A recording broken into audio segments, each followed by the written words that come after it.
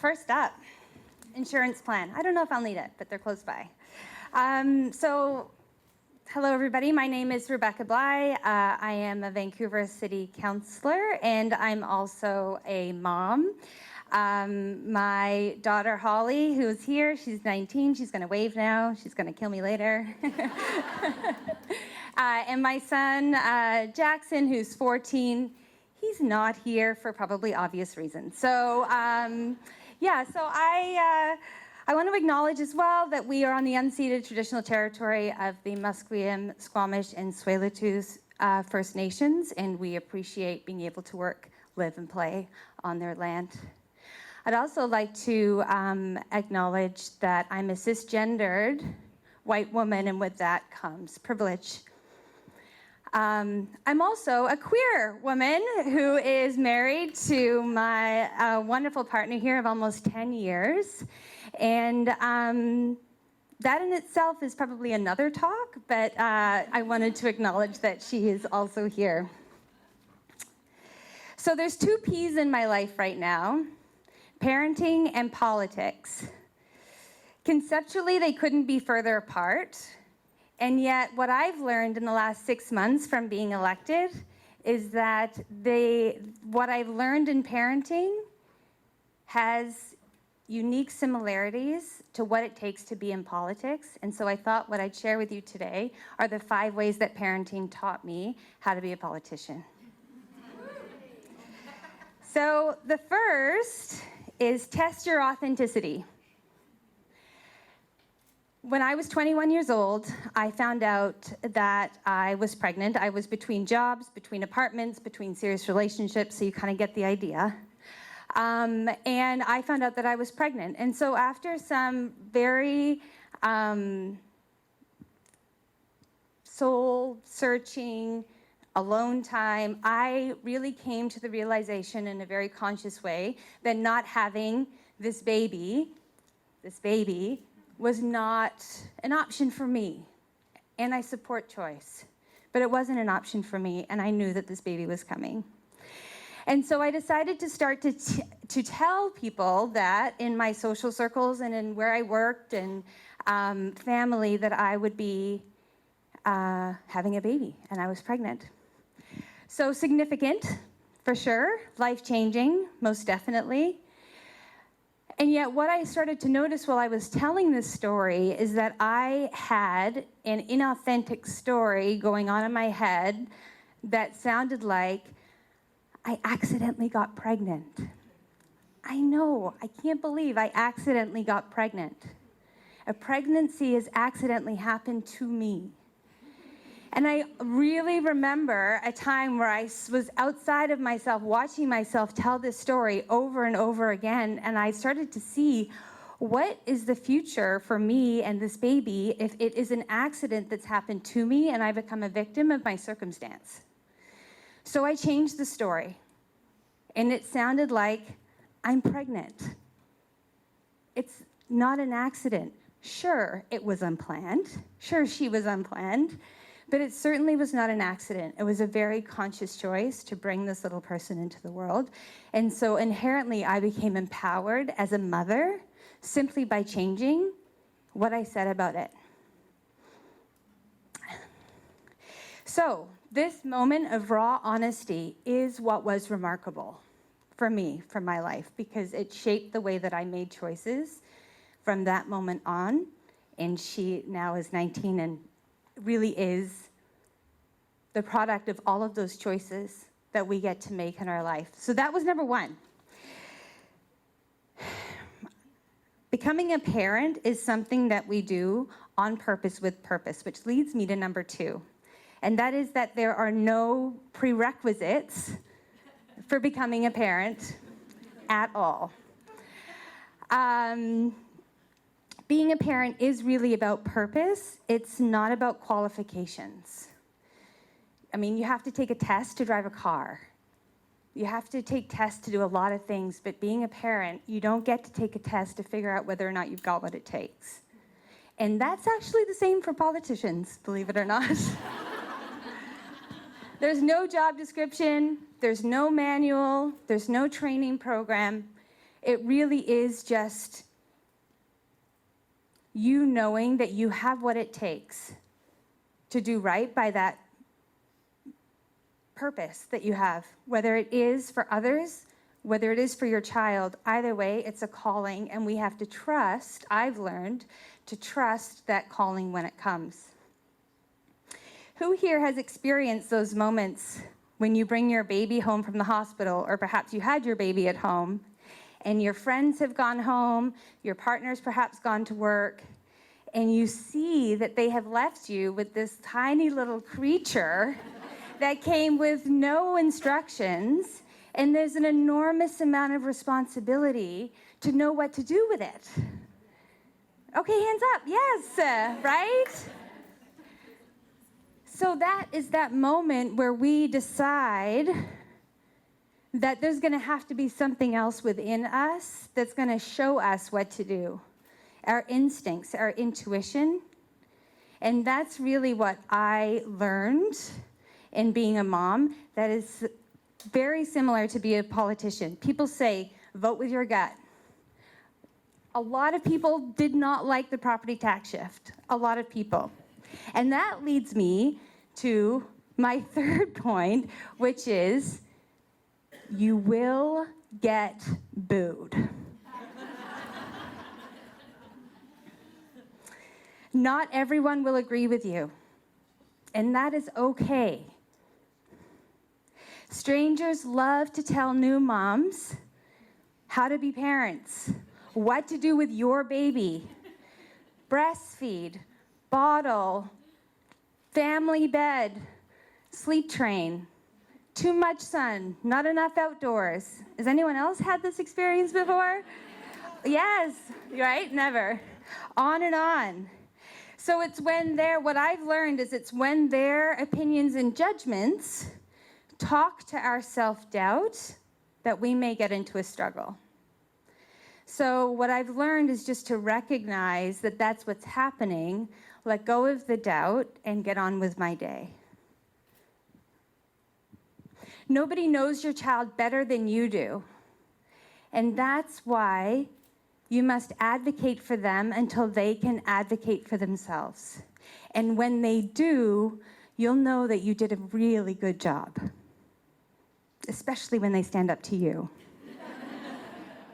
When I first started campaigning, there was an all-candidates meeting. Has anyone ever been to one of those before? Yeah, okay, well, not totally inspiring, not like this kind of space, that's for sure. If you haven't been to one, it's usually in a hall, really noisy chairs, musty smells, lots of people buzzing around, and there's chairs and sort of voters on one side, and then you've got your candidates behind the table with the fold-out chairs, kind of a questionable AV system, to say the least.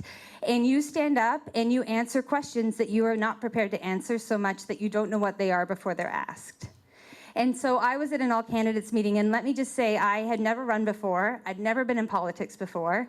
I put my name in the hat, so I was a very unlikely candidate to actually win.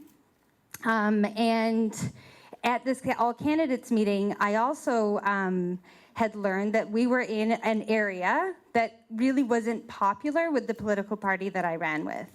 But nobody told me that, but that's okay.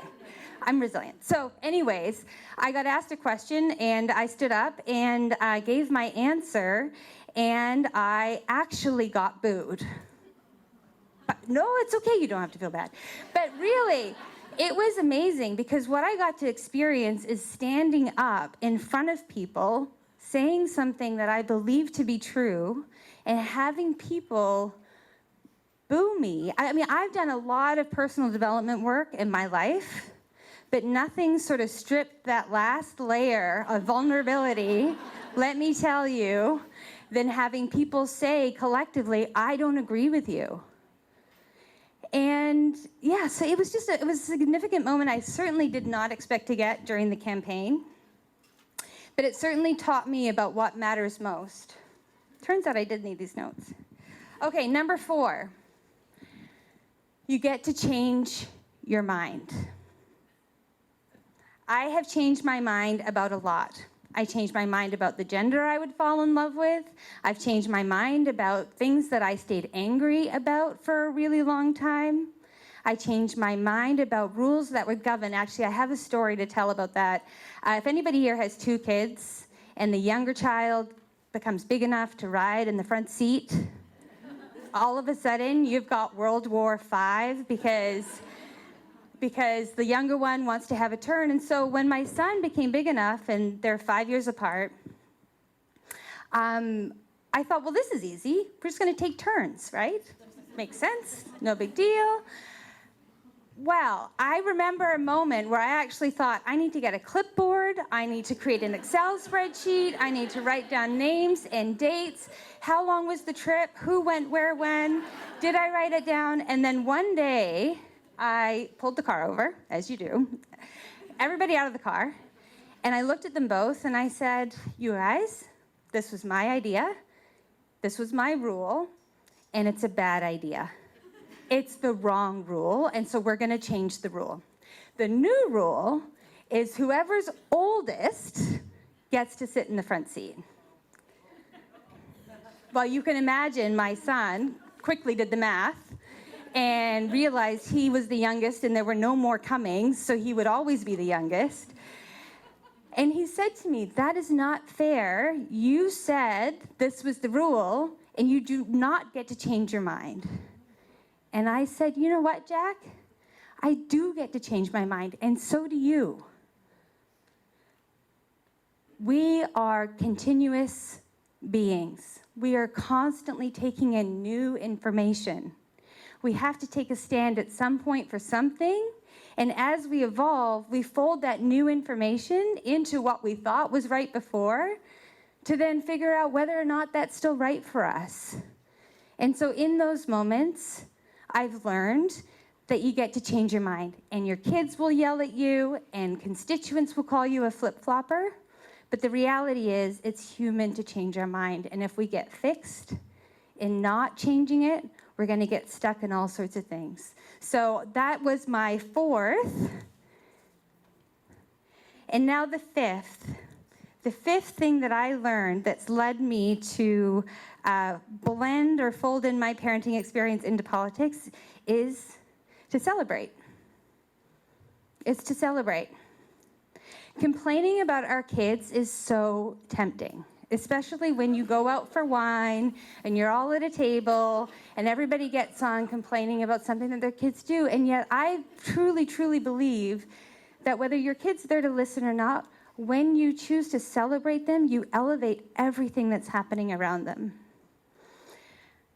Look, I was raised Catholic, but I'm not religious, and yet I believe that little people, babies, are the closest thing to God on earth. They have so much hope, so much trust, so much faith and love and forgiveness. The tenacity, what it takes for a 1-year-old to figure out how to walk, how many times they fall down only to get back up and try again. They are what's good in this world. So, celebrate the little things. Don't forget to pause. Say thank you. A hug for nothing at all. Celebrate that everybody got out of the house dressed. Celebrate your teenager for their uniqueness. Celebrate that 4-year-old that has enormous clarity on exactly what they want to wear that day.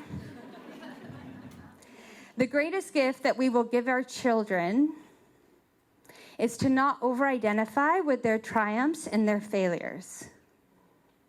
We stand beside them, not over them.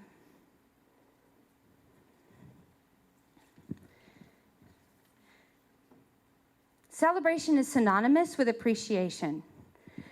No one will ever know how much you did in your day to make it all work.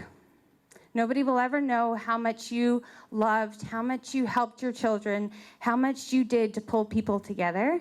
So when you lie your head down at night, acknowledge yourself for everything you did, because you're the only one that can do it the way that you can, because you're the only one that knows what you did to make it all work.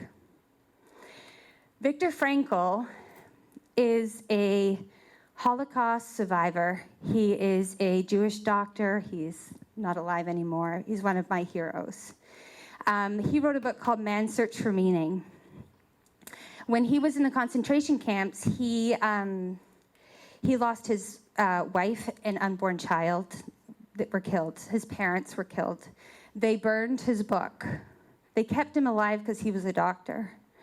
So while he was lying on the floor of one of the prisons, he had a smile on his face. He had a look of joy on his face.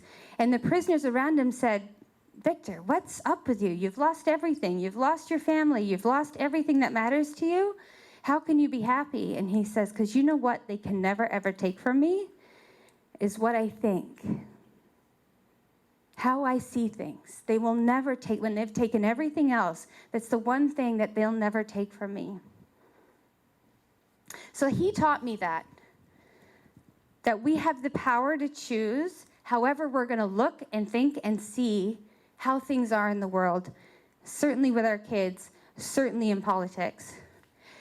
Being a single mom at 21 opened doors when most people would think that they would have closed them.